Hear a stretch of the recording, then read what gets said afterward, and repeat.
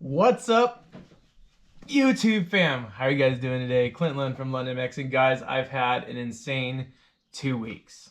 As many of you guys know, I went down to the two-stroke championship down at Glen Helen. I couldn't miss that one. It's like, with me now moving to Nevada here at the end of this month, I really just badly want to get down and see some of you guys before I moved up there, because I don't know when I'm going to be down here next. But I had like this insane week, and I did a lot. And I planned on vlogging like an episode for each thing I did, but it just didn't work out that way. So in this video, it is really kind of fun. I go down to the two-stroke race. We look at some pretty cool bikes. I wanted to like go around and like vlog a lot of different bikes and ask people like about them and get their info on them and stuff like that. We do stop by and see our boy Travis from every single Sunday on Instagram. He also has a YouTube channel. For you guys who are really into the enduro riding, I recommend you guys check him out. Cool guy for sure, knows a lot, and is actually a pretty decent rider too on this new gas that he built. So we're gonna stop by, check in with him. And I finally get the suspension for the 2005 KX250, which is behind me. My brother is coming into town tomorrow. We're gonna shoot a video on that. A lot of stuff we gotta do with that. And last but not least, our friend of the channel from like way back 4 years ago, 3 years ago, and beyond that, honestly, Tyler Antic-Knapp stops by the shop, garage, whatever. Because if you guys are following me on Instagram at LondonMex, you guys would have seen that he brought over the most blown engine I have ever seen in any dirt bike ever. And I've worked on hundreds, if not thousands of engines in my time. And this was by far the most blown up catastrophically ever. So stick around. It's gonna be a good one. So guys, so sit back, grab a cold snack, enjoy the video. Sorry, it's just kind of like a 14-minute little thing, but like I said, I'm gonna have a full-on vlog coming, or we're gonna be shooting it tomorrow and then probably posting it the day after. Doing this KX250, she's gonna be rideable in the next episode, so that's really sick. Enjoy the show, guys. Doing what he knows best, igniting a second chance for a bike and a rider. Two-stroke or four-stroke, from budget builds to best in class, from the Bakersfield Hills to the Supercross track. You're watching the London Mex YouTube channel. You're watching the London Mex YouTube channel.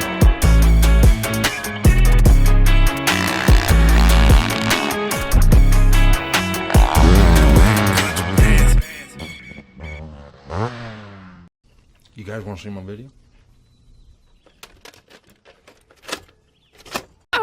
We'll leave the light on for you. We'll leave the light on. Guys, we got the two-stroke World Championships started tomorrow, and you know what? The Motel 6 was so gracious in letting me park the YZ 325 and the Yamasaki in a handicap spot right in front of the office, so no one jacked with it. So sick. What's up, YouTube fam? Guys, we are at the two-stroke World Championships here at Glen Helen. A lot of beautiful bikes. I just wanted to show you why I'm here. I'm not racing. I brought down the Yamasaki and the YZ 325 to just do a little PR stuff in front of the Rever Motors tent.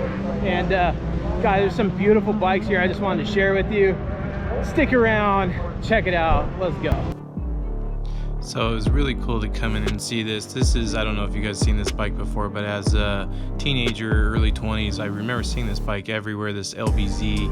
I think it's early 90s or mid 90s, like 94, 95 KX250. But these guys, they got silly on this thing with the billet wheels. Like, come on, have you ever seen anything like this before? Obviously the frame's like automotive paint, just looks it like for its time period back in the mid 90s. Let's admit it, guys, like the baggy pants era, the snowboard pants, like that was the thing. I'm sorry to say I had a part in it, but anyways, guys, this is a nice little CR500, killer bike. It looks like it's in at least a 13 to 15 chassis. Coming over here a little bit more to this YZ. Now this yellow YZ is my buddy Joe Bennett's bike. It's a 1984 or 83, I can't remember what he said, but YZ 125. At the end of the day, I did hear it ended up giving up the ghost. I guess it was getting a little hard to start, so it's in for a rebuild for him pretty soon here, but really cool to see this thing. I was gonna say 100% original, but the beer can was not original. I really dug this aluminum tank on this RM And then last but not least, there's this YZ RM conversion over here. Actually, I was gonna buy this bike and I was gonna do a full thing on the channel with it. It's like a 2007 RMZ 250 with the YZ 250 engine, but he beat me to the punch. And he said it's actually a pretty good ripper. He raced it that day, or a buddy of his raced it that day. All right, boys and girls, I'm here with a guy I actually haven't known him very long, but he's a great dude. Every single Sunday on Instagram, Travis. Hey, what's up guys? Travis here with Every Single Sunday. Got my 2021 Gas EC300 out here today. You guys gotta check this thing out. So I wanted to just take a second to show you guys. So this isn't like the vintage we've been looking at all day, but you kind of left no stone unturned on this thing, huh? No, so this actually started out as my off-road bike for racing the AMA Extreme Series.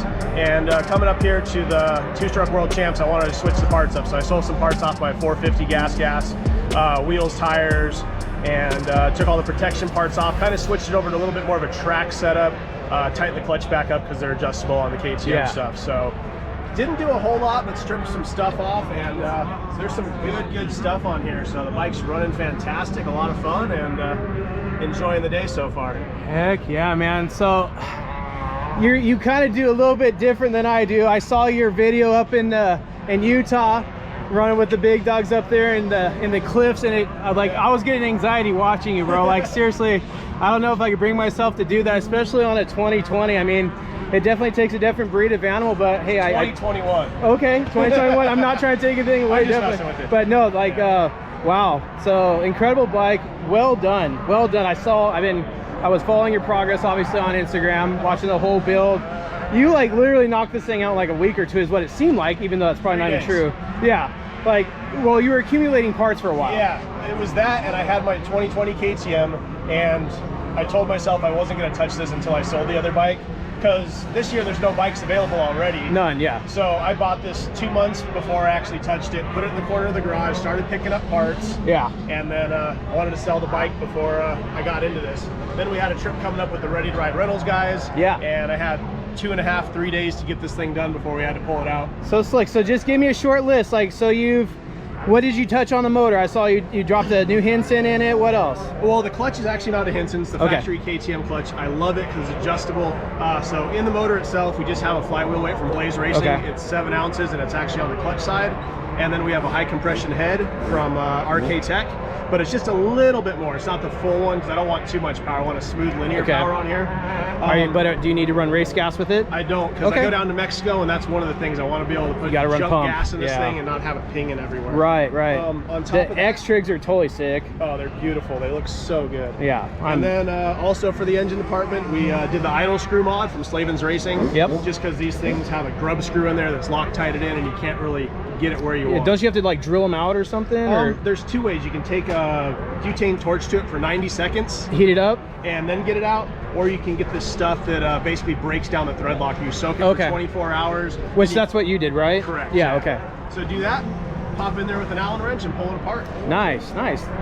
Pretty rad, dude. How'd you do today? You do Moto 1 yet? Nope, we're race 14, so we're coming up. Okay. I'm just getting back into the track stuff, so I'm going to be out there in 30 plus novice, getting my ass handed to me. So it's going to be a lot of fun. Hey, we come out here to race, not to win necessarily, right? Exactly. We're here to have a good time today. Well, thanks so much for taking the time, dude. I really appreciate it. Thank you nice so to much, finally meet you. Me too. Stoked. All right, I'll be watching you out there. Guys, I wanted to particularly take a second to shoot this. I think this is one of Grant Lakeson's bikes. It's got his name on it, signed, but guys, just looking over this thing closely, so this is a Mako 490. Clark over at Nolene looks like he worked over the shock on this thing. We got billet stator covers on this thing. Guys, this bike, like the more you look at it, everything from the billet talon hubs, guys, for these things, I'm sure those aren't a little bit of money. I'm sure that's a lot of money. But this thing, I could tell they put all the money in the right places on this thing, and wow. Don't know too much about them, but this thing is really, truly a work of art. It doesn't take a truly knowledgeable guy to look at this thing and see that this thing's so far from stock. Everything from the the billet brake lever there, case guard, looks like an adjustable case guard, which is super cool for changing your sprocket sizes. But wow, what a rad bike. Watching little Trevor Struthers out here. Kid builds his own bikes, super cool. Had to check it out earlier. He did his own Cerakoting and bike build. Unfortunately, had a bad start, but he's riding out his laps. Good job, Trevor. Let's go, buddy. Clean bike. Sounds great, too. Alright, guys, I had to pick up the camera for this one. I'm losing my voice, but we got Ronnie Mack. He's in his class. He is, you probably can't tell on the GoPro, but he's, let's see, 1, 2, 3, 4 in from far left. You can tell the yellow jersey. This is going to be fun. I'm not sure what class this is. I guess we'll hear soon, but this should be pretty dang good. Yeah, we got Ronnie Mack out in front on that Screaming Eagle, boys. Going up the hill. He's way ahead. He is. Wait, did it? What? Wait, he's right there now. No, I don't think he did the track at all.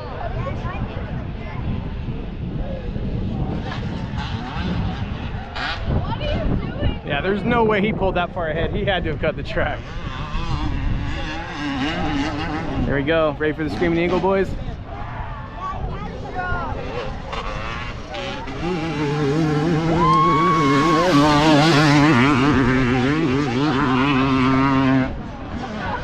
ripping. Like, we got Twitch in like 4th or 5th. I can't tell the rhythm. I don't know if Ronnie cut the track or not.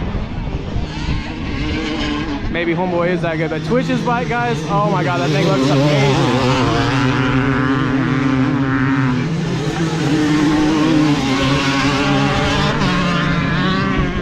So sick.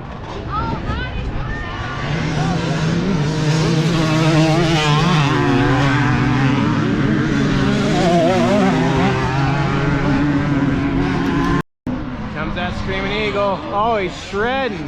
Look at the skills. Oh, yeah. Oh, what is he doing? What is he doing? He already won. Is he lining up for the other one? I don't know. I think he cut the track and he just did a couple laps. I think he did something. Here comes Twitch.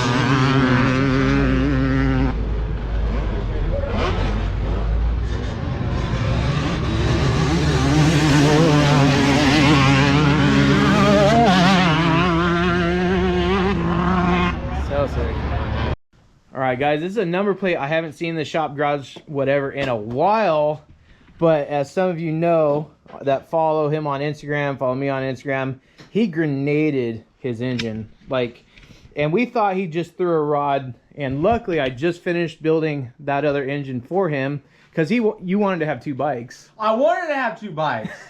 You know, when you have 2 bikes, you would like to ride both of them. Yeah. Have a backup. Spread out the maintenance between the 2 instead of all one. And I just want to say, what's up, YouTube fam? What's up? What's up? It's a long time coming. Yeah. But we are back in the London MX shop.